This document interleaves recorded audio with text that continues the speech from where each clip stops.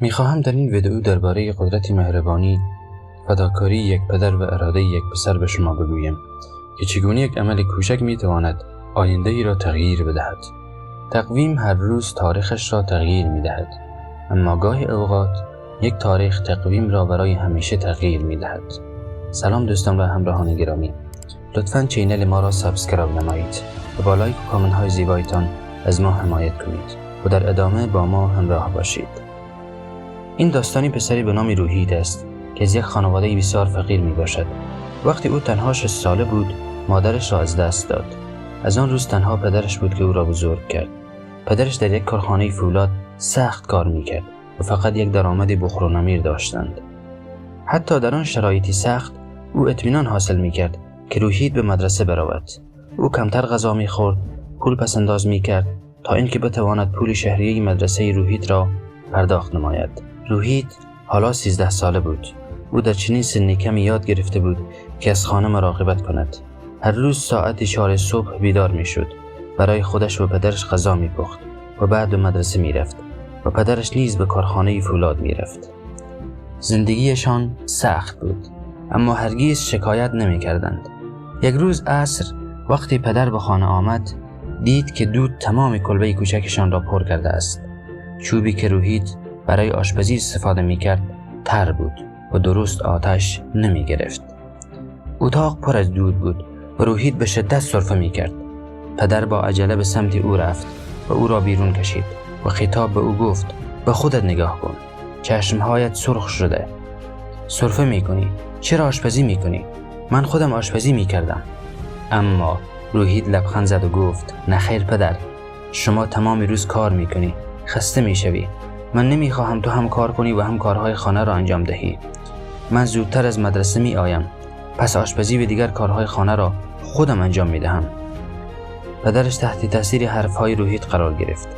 لبخندی زد و گفت: پس امشب خانه غذا نمی خوریم. من امروز حقوقم را گرفتم. می رویم بیرون غذا می خوریم.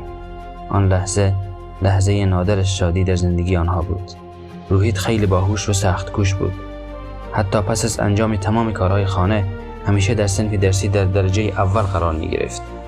پدرش آرزو داشت روحید پزشک شود و روحید هم مصمم بود که آرزوی پدر را محقق نماید. اما مثل همیشه چرخ زندگی بر وقف مرادشان نچرخید. یک روز در حین انجام کار یک قطعه آهن سنگین روی دستان پدرش افتاد.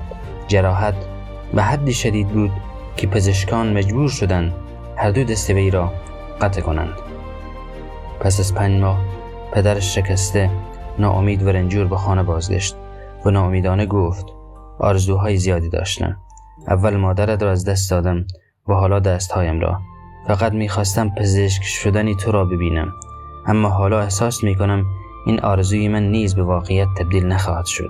روحید کنار پدر نشست، دستش را به شانه پدر گذاشت و به آرامی گفت: نگران نباش پدر جانم، آرزوی تو هنوز زنده است و نفس میکشد. قول میدهم که دکتر شوم. مهم نیست چقدر این مسیر سخت باشد. از آن روز به بعد روحید شروع کرد به انجام همه کارها به تنهایی. صبحها درس میخواند و مدرسه میرفت و بعد از مدرسه برای یک شرکت کار میکرد و صابون میفروخت. پول کمی به دست می آورد، اما توسط آن مقدار کم و اندک موفق میشد تا شهریه مدرسه خود را بپردازد و ضروریات اولیه زندگی را فراهم کند. شنبه‌ها و یک شنبه‌ها تمام وقت کار میکرد. اما یک هفته هیچ چیز، حتی یک صابون فروخته نتوانست. خسته، گرسنه و دل شکسته بود و این زمان آخرین روز برای ثبت نام دانشگاه بود. اما پولی نداشت. خسته و ناامیدانه به آخرین خانه مسیر خود رسید و با خود فکر کرد: اگر اینها صابون نخریدن، حداقل باید کمی غذا طلب کنم. بسیار گرسنه هستم. ناگاه زنی مهربانی در را باز کرد. خانم با دیدن چهره خسته روحید گفت: خیلی گرسنه به نظر می رسی. خانمی مهربان برایش غذا تقدیم کرد و از روحید جوان پرسید: مگر مکتب نمی روی؟ بله خانم، من صنف 12 را تمام کردم، اما امروز حتی یک صابون هم نفروختم. فکر نمی کنم بتوانم پول ثبت نام دانشگاه هم را فراهم کنم. زن دلش برای او سوخت و گفت: چقدر نیاز داری بچه جان؟ روحید گفت: 500 روپیه. زن به داخل خانه رفت، با پول برگشت و آن را به روحیت جوان داد و گفت برو بچه جوان، ثبت نامت را انجام بده. اما روحیت باورش نمیشد. پاهای زن را به نشانه احترام لمس کرد. با چشمان پر از اشک از خانم مهربان تشکری کرد و روان شد به طرف دانشگاه. سالها گذشت. با تلاش زیاد روحیت یک پزشک مشهور در شهر شد. او حتی درمانگاه خودش را افتتاح کرد. شادی پدرش حد و مرز نمی شناخت. یک روز یک موردی بسیار اورژانسی به بیمارستان آمد. پیرزنی که هیچ خانواده‌ای نداشت.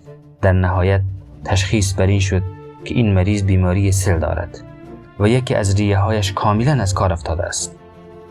روحیت فوراً به تیمش گفت همین حالا مریض را بستری کنید. اما دستیارش گفت قربان، هزینه درمان او بسیار زیاد است. فکر نمی کنم از پس مخارج درمان خود برآید. روحیت گفت پول مهم نیست، جان آدم ها مهم است. سریعاً بستریش کنید. مدتی 2 ماه روحیت بهترین درمان هایی که می توانست را برای این پیرزن ارائه داد. شب و روز کنارش ماند تا حالش بهتر شود. در نتیجه پیرزن آماده رفتن به خانه شد. در این موقع پرستار آمد و پاکتی به او داد. پیرزن ترسید و گفت من حالا حالم خوب نیست.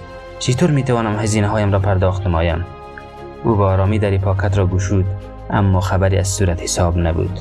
به عوض آن یادداشتی بود که در آن نوشته شده بود نگران نباشید، هزینه درمان شما سالها پیش با 500 روپیه که به پسر صابون فروش دادید پرداخت شده است. آن پسر حالا پزشک شده است و همان کسی است که جان شما را نجات داده است. او هرگز نمیتواند مهربانی شما را فراموش کند. اما این درمان هدیه کوچکی از طرف اوست. اشک در چشمان خانم مهربان حلقه زد. همان لحظه روحیت وارد اتاق شد. با لبخند به او نگاه کرد و گفت بله خانم محترم، من همان پسر هستم. آن روز شما به من تنها یک مقدار پول ندادید، بلکه به من یک آینده هدیه کردید و بخشیدید. شما کمک کردید من دکتر شوم و امروز من فرصت پیدا کردم تا آن مهربانی را جبران کنم. زن در سکوت اشک ریخت، نه از روی غم بلکه به خاطر معجزه مهربانی که روزی به کسی نشان داده بود. هرچقدر هم زندگی سخت شود، عشق، فداکاری و مهربانی می توانند معجزه کنند. فداکاری یک پدر، پشتکار یک پسر و بخشش ساده یک غریبه زندگی را برای همیشه تغییر داد. وقتی بدون هیچ چشم داشتی به کسی کمک می کنیم، ممکن است در حال ساختن آینده‌ای باشیم که حتی تصورش را هم نمی کنیم. پس هرگز قدرت کارهای خیرخواهانه کوچک را دست کم نگیرید.